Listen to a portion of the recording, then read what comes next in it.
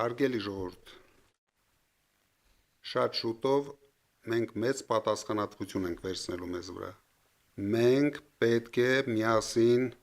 ապահովենք մեր երկրի սրընթաց զարգացումը, բայց նախքան քննարկելը զարգացման պրոցեսները, ես ուզում եմ այսօր ֆիքսենք,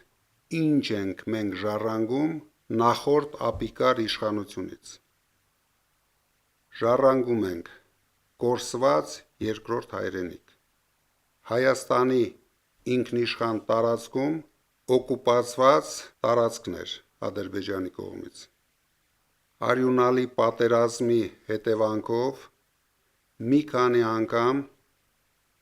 մեծացրած եռաբլուր։ Մեր հիմնական դաշնակիցների հետ շանտաժի լեզվով խոսելու հետևանքով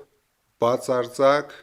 կորցրել ենք վստահությունը դաշնակիցների կողմից։ Հայաստանը դարձրել են աշխարհաքաղաքական բախման կենտրոն։ Մեր լավագույն հայրենակիցները այսօր գտնվում են Բաքվի բանտում։ Տնտեսության մասով ամբողջությամբ տապալված տնտեսություն, 21% աղքատություն, վարկերի տակ ճռռացող հասարակություն, 15 միլիարդին մոտեցող պետական պարտք, սփյուռքի ներուժի ոչնչացում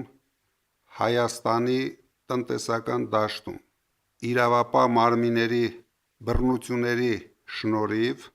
ներքին ներդրողների բացարձակ անտարբերություն։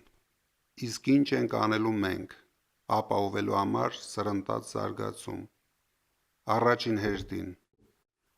24-ժամյա աշխատանք ունենալու ենք միասնական և ուժեղ հասարակություն։ Վերականգնելու ենք եկեղեցու տեղն ու դերը մեր հասարակության կյանքում։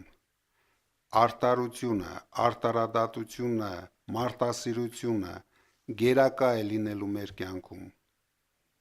Եվ ինչպես խոստացել էինք, ունենալու ենք երաշխավորված ռեալ խաղաղություն, ինչը ես նույնպես երաշխավորում եմ։